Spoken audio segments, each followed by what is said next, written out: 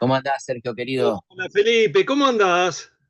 ¿Qué tal? ¿Tanto tiempo? ¿Bien? Muy bien. Che, en primer lugar quiero decirte que vi la entrevista que le hiciste a Serrat, es hermosa. Sí, bueno, me Hermoso. alegro mucho.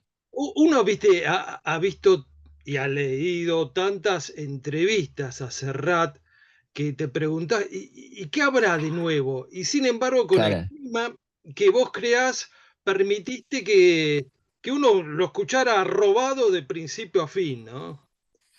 no, re lindo, tuvo una emoción total, la verdad, fantástico, Eh, buenísimo. Y algo parecido ocurre con este libro, porque se ha escrito mucho desde la ensayística o desde la ficción, se han hecho muchas películas, series, etcétera, sobre la dictadura, y decís, bueno, un nuevo libro, ¿habrá posibilidad de aportar algo distinto? Y uno lee el libro y efectivamente hay cosas, puntos de vista no sé si nuevos, pero que sí te exigen repensar las cosas, ¿no? Bueno, muchas gracias. Esa era la idea, digamos, ¿no? La idea era aportar algo nuevo y me parecía muy importante arrancar antes del 76 porque, bueno, creo que era clave explicar cómo llegamos al golpe, ¿no? Sí, porque se suele hablar de la década del 70, el comienzo de la década del 70 como una época dorada, cuando en realidad estaba prefigurado de alguna manera todo lo que vendría después, ¿no? Tal cual, sí, a mí me pareció que era importante. Bueno, hablar de todo lo que pasó antes, de la situación en la que estaba la gente, el clima que se vivía, y además de cómo prepararon minuciosamente el golpe, ¿no? Los civiles y los militares, que creo que es fundamental. Felipe, ¿recordás cómo fue tu 24 de marzo de 1976? Sí, claro, como vos te debes acordar también. Yo estaba escuchando la radio, siempre fui muy radiofónico desde chico, me encantaba escuchar la radio y la radio a la noche, y esa noche sabía que se venía. Me acuerdo de la tapa de La Razón que decía, es inminente el final, todo está dicho, todo el mundo lo sabía. Y bueno, efectivamente, mi viejo también escuchaba la radio y a las 3 de la mañana nos fuimos a encontrar al comedor y dijimos, ya está, ¿no? Ya, se viene, se viene. Sin tener muy claro qué se venía, por supuesto, ¿no? O sea, sabíamos que venía algo grave, pero nunca de las dimensiones de lo que vino, por supuesto.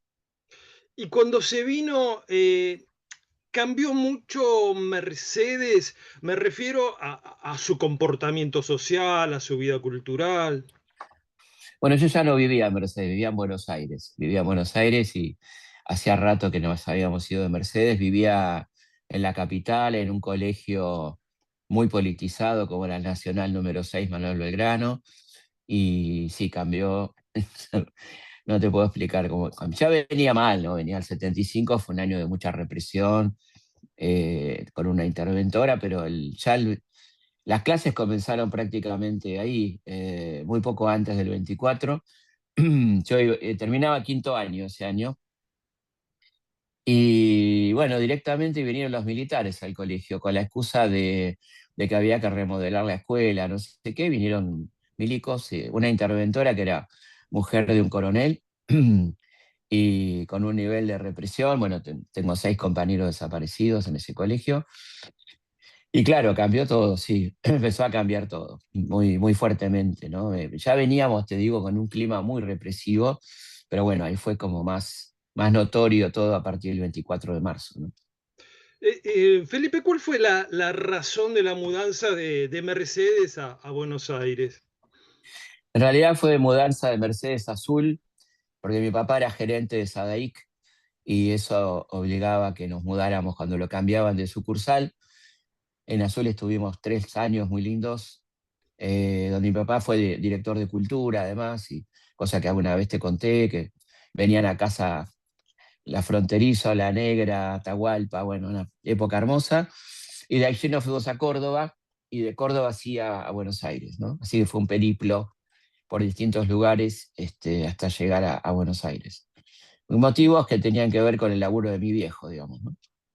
Nombraste alguna de las personas que eran habitués de tu casa en los años en que tu viejo era secretario de Cultura, y otra de las personas que no nombraste, pero de la que hemos hablado muchas veces, es Javier Villafani. Por eso te pido algún recuerdo que tengas sobre él. Bueno, justamente mi viejo, como secretario de Cultura de Azul, director de Cultura, organizó el primer Congreso Nacional de Titiriteros, algo memorable realmente, que me encanta recordar, y vinieron los más grandes titiriteros de América Latina y de Argentina, Azul, y ahí vino Javier que paró en casa, con Juano, que Juano era muy chiquito, así que tengo recuerdos hermosos de Javier en casa, enseñándonos a hacer títeres con papel maché y con mate, una cosa inolvidable. Dio talleres en la cárcel a los presos, y dio, bueno, charlas, talleres. Y fue una semana de sueño porque cada día había 3, 4 funciones de títeres en distintos lugares de Azul, ¿no? Que la gente que se dedica a los títeres lo recuerda como un hecho inolvidable, que fue allá por el 64, 65 más o menos. Y esa ciudad azul, digamos, además de tener esa prosapia cervantina de la que con Claro. toda justicia se enorgullece, no sé si a partir de entonces, pero sí ha mantenido también una tradición de encuentros de titiriteros, ¿no? Sí, sí, que fue aquel fue el primero y se siguen haciendo. Azul es una ciudad con mucha cultura, como decís, cervantina, con un teatro hermoso como el Teatro Español. Así que sí, cada tanto voy cuando me invita para el Festival Cervantino. Y sí, muy, muy lindo ir y tengo muy queridos amigos en Azul, por supuesto, ¿no? Nombramos a un gran escritor, Javier Villafañe, y ahora voy a nombrar otro escritor y decime todo lo que venga a remolque de su nombre, Haroldo Conti. Haroldo Conti fue profesor de mi colegio, Nacional número 6. Vivía cerca de ahí. eh, y bueno, fue un extraordinario escritor de una ternura y una claridad. Fíjate hasta qué punto escribía Haroldo excelente, de manera excelente, que había ganado el premio Casa de las Américas, que un poco es lo que lo condena, con una novela hermosa que llamó Mascaró. Y cuando censuran el libro, ya con Haroldo secuestrado y desaparecido, los censores ponen que se trata de una obra de excelente calidad literaria, los censores, ¿no? Después dicen que, bueno, que por qué le quieren censurar y tal. Y bueno, ahí cuento en el libro esta carta tremenda que escribe a Retamar, a tu estudiado y conocido, maravilloso escritor cubano, director de la Casa de las Américas, donde le dice que, que ha tenido encuentros informales con algunos oficiales del ejército y que calculan que los muertos van a ser 30.000, ¿no? Eso es Una estremecedor. carta, Ujú. una carta tremenda, tremenda carta, ¿no? Y bueno, luego ahí cuento el encuentro con el diablo, ¿no? El encuentro de Borges, Sábato, el director de la SADE, y el padre Castellani con Ujú. Videla, donde el padre Castellani y el director de la SADE piden por Haroldo Conti puntualmente. Y de hecho, al padre Castellani lo dejan ver a Conti en un centro de detención que lo ve completamente deteriorado y aparentemente le llega a dar la extrema unción. Lo cual habla, entre otras cosas, de que los tipos tenían muy claro dónde estaba cada detenido. Esto del caos no existía. Ujú. Sabían perfectamente dónde estaba cada desaparecido, ¿no? Porque a las 48 horas Castellani lo puede ver a Conti, ¿no? Qué tipo interesante Castellani, ¿no? Porque autor Sí, de novelas policiales, de relatos policiales, sí. había sido profesor en el seminario, ¿no? De Conti, me parece. Claro, profesor de seminario, porque él tuvo un intento de ser sacerdote, Haroldo, un tipo multifacético, y un cura muy interesante, efectivamente. Un tipo que es entrevistado yo lo pongo en el libro por la revista Crisis, casi en el último número de Crisis. Esa creo que de las mejores revistas literarias de la historia argentina. Un lujo, ¿no? Galeano, bueno, tanta gente que estaba ahí. Eh, y ahí Castellani dice que los otros se la pasaron hablando pavadas, ¿no? Que Sábato hablaba de bueyes perdidos, de cómo asesorar al gobierno en materia televisiva, que Borges hablaba no sé qué, y que él dijo, bueno, hay que hablar de lo que hay que hablar, y ahí fue que le planteó no solamente la situación de Conti, sino también de Benedetto, que estaba preso en Mendoza, de gente que habían echado de la biblioteca, como León Benarós, ¿no? Así que tuvo un rol muy valiente realmente en aquel momento Castellani, ¿no? Hay todo un capítulo del libro que está dedicado a la cultura, ¿no? ¿Qué es lo más saliente que podés decir de la cultura en esos años? Lo más lindo que puedo decir es que resistió, ¿no? Lo más lindo que puedo decir. Lo más tremendo fue la persecución y asesinato de centenares de miembros de la cultura argentina. Para mí, lo digo sin ningún chauvinismo, una de las culturas más importantes del mundo, ¿no? Creo que coincidimos donde tenés expresiones artísticas argentinas en lo que se te ocurra, ¿no? En el rubro cultural que se te ocurra tenemos gente de primerísimo nivel. Y bueno, eso fue lo que ellos no soportaban, ¿no? En general las derechas no soportan la cultura y la atacan directamente, ¿no? Y ahí fue perseguida la literatura con censura escandalosa, el teatro, el cine, con Miguel Paulino Tato, ¿no? Un personaje de novela y de canción, a quien Sui Generis le dedicó El Señor Tijera, Claro. que fíjate, cuento en el libro algo muy, muy increíble, que El Señor Tijeras, que hablaba de un censor, fue censurada. Tiene una parte censurada. Una parte de la canción fue censurada. Bueno, que se jactaba en una entrevista pública de que si Dios lo ayudaba, iba a prohibir 300 películas por año, ¿no? Que parece que Dios lo ayudó, ¿no? Y después la música, donde estaba todo prohibido. Entonces, que era una manera muy inteligente de actuar, porque al estar todo prohibido nadie sabía qué podía poner, qué no podía poner, y entonces operaba la autocensura muy fuertemente, ¿no? Si está prohibido Cacho Castaña, digamos, ¿qué puedo, qué puedo pasar por la radio? ¿No? No hablemos de Mercedes Sosa o de Biglietti o de lo que sea, de Serrat, sino eh, no, estaba todo. Entonces había un fenómeno muy potente de autocensura, que ellos sabían que era lo que ellos querían, ¿eh? Pese a esa cerrazón, de todas maneras se lograba filtrar el arte, ¿no? Por los intersticios. Nombraste, bueno, instituciones, el último disco de Sui Generis, donde está ese tema, pero bueno, la obra de Charlie durante esos años dejó varios mojones muy claros al respecto, ¿no? Totalmente, sí, sí. Desde la máquina, algunos temitas de la máquina que ya insinúan algo, y por supuesto Cerú, ¿no? El segundo de Cerú, que ya es muy político, ya en el 79, muy político, con José Mercado, con La grasa de las capitales, bueno, temazos, Alicia en el país, ¿no? Eh, y bueno, también estaba esta cosa que cuento de las pequeñas complicidades. Esto lo viví yo y lo viviste vos seguramente. Libreros amigos que te decían, en el sótano todavía tengo cosas, fíjate en el estante allá abajo. Cambiaba la clasificación de los libros, ponían libros políticos donde era autoayuda. Eh, Acciones pequeñas de gente, de buena gente que no se rendía, a su manera no se rendía, ¿no? Que a mí siempre me emocionó y me sigue emocionando, esos pequeños gestos, de pequeños heroísmos, digamos, ¿no? Donde vos sentís que no, como la última frase del libro es la frase de nuestro amado Julio Cortázar, no todo está perdido si se declara que todo está perdido y hay que empezar de nuevo, ¿no?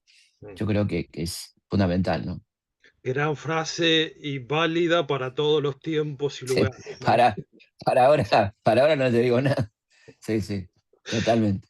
Y también durante esos años, Felipe, el periodismo no fue todo indignidad. Hubo casos, ¿no? Bueno, la Claro, revista Humor, pero también, por ejemplo, la revista El Ornitorrinco, que dirigía Abelardo Castillo y Liliana sí, Heiker. sí, sí, Había de todas maneras algunas cosas, ¿no? por supuesto, Expreso Imaginario, que Claro. salió en el 76, en agosto del 76, que hablaba muy suavemente de ecología, de cosas de convivencia, de humanidad, ¿no? Que igual era una forma de resistir. Y sí, claro, el ornitorrinco fue una muy interesante publicación eh, que circulaba en círculos pequeños, pero que, bueno, a través de la gente que la leía y los estudiantes, permitía seguir pensando, que era algo tan importante en aquel momento, ¿no? Y por supuesto la gran revolución a partir del 78 con la revista Humor, que fue el gran medio opositor a la dictadura, sin ninguna duda.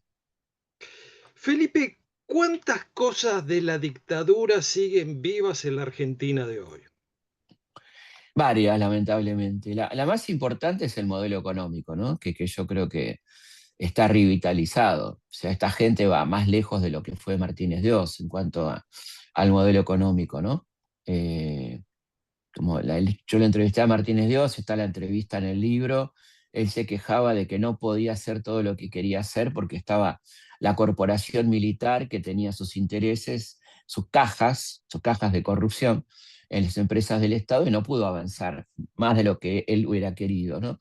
Ahora esa situación no está y además, bueno, un gobierno que aparentemente hace lo que quiere, ¿no? Sin una oposición que lo frene, avanzando sobre cosas que resultaban imposibles de pensar, ¿no? La discapacidad, la ancianidad, bueno, la niñez, derechos que la sociedad argentina consideraba orgullosamente inalienables, ¿no? Y que hoy están puestos en duda con cierto nivel de consenso, que me parece lo más triste de todo, ¿no? El reportaje a Martínez de Oz, que está incluido en el libro, es altamente aleccionador, ¿no? Porque, bueno, vos lo contaste ahí, no es que no privatizaran las empresas públicas por proteccionismo, sino porque eran cajas de militares concretos, ¿no? Totalmente, así como él estatizó la Ítalo, un negocio escandaloso, ¿no? El rey del liberalismo argentino estatizando una empresa privada de la cual él era miembro del directorio, ¿no? Con un negociado escandaloso. Así que además de todo, la dictadura fue tremendamente corrupta, cosa de lo que se habla poco, ¿no? La corrupción de la dictadura fue escandalosa, realmente. El subtítulo del libro alude a que la dictadura cambió la historia para siempre. ¿Qué cosas te parece que ya no tienen regreso, que no pueden ser revertidas? Yo creo que el modelo económico debería, ¿no? Pero evidentemente viene siendo persistente, porque más allá de los momentos de reflujo que hubo en ciertas instancias, eh, yo creo que este, la verdad que el modelo sigue vivo y en este momento, como digo, está muy presente, ¿no?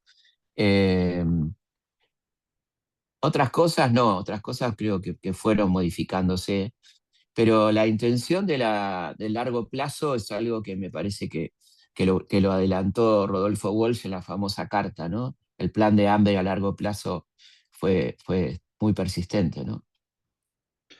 Da la sensación que otra cosa que ha cambiado notablemente es que los sueños que se tenían, o al menos que muchos tenían antes de la dictadura, se volvieron mucho más módicos, ¿no? Ya no se Claro, volvió a hablar de grandes transformaciones estructurales, sino mejoramiento puntuales, claro. distribución un poco más equitativa. Eso me parece que es una de las huellas más fuertes que ha dejado, ¿no? Sí, también yo me refiero a nuestra historia para siempre, en que se llevó 30.000 vidas muy valiosas, ¿no? Muy valiosas, muchas de ellas muy valiosas. Y me decía Serrat en este reportaje, eh, también en la dictadura repartió lo mejor de cada casa en el mundo, el exilio, ¿no? Como él decía, tanto talento argentino repartido en el mundo a partir del exilio, ¿no? O sea que en ese sentido me refería a lo que cambió para siempre también, a esa herida abierta en nosotros, ¿no? De represión, de muerte, de dolor. A eso también me refiero cuando digo para siempre, ¿no? Sí, es cierto, los efectos de esa diáspora, no hay manera de restañarlos. Nombraste hoy a Antonio Di Benedetto con toda justicia porque es uno de nuestros grandes escritores y ya no fue el mismo cuando volvió al país y murió al poco No, tiempo. claro. No, no, aparte lo torturaron, lo maltrataron, la pasó tremendamente mal. Pasó por varias cárceles, Mendoza, después lo trajeron a Buenos Aires, ya muy lastimado, muy dañado, ¿no? Y bueno, exactamente. Estuvo un tiempo en España y cuando volvió ya no era el mismo que se fue, por supuesto, ¿no? De ninguna manera. Felipe, vos tenés mucho contacto con los jóvenes en tus charlas, tus espectáculos. ¿Cuál es la mirada que vos percibís tienen los jóvenes sobre esos años? ¿Es algo que sienten que les incumbe o lo ven tan lejano como nosotros podemos ver, qué sé yo, la década infame? Bueno, un poco sí, porque fíjate que pasaron 50 años, o sea que sería el equivalente para nosotros de cuando éramos jóvenes hablar de la década infame, ¿no? Eh, o sea que es algo que lo ven lejos, que les interesa, que cuando se les explica bien y cuando se los escucha, sobre todo, que me parece lo más importante, qué realmente les interesa, qué les importa de aquellos que, con lo cual tiene poco que ver en general, ¿no? eh, se conmueven realmente, ¿no? Por lo que pasó. Lo que pasa que creo que también se politizó mucho esto, y entonces en esta juventud que se hartó un poco de la política, mete en la misma bolsa derechos humanos, política, entonces no me hables de esto porque esto es kirchnerista o porque esto no sé qué, y creo que eso es lo que pasa con los jóvenes, a veces, con ciertos jóvenes, por supuesto, ¿no? A la vez, el otro día en la marcha estaba repleto de jóvenes, ¿no? Lleno de jóvenes.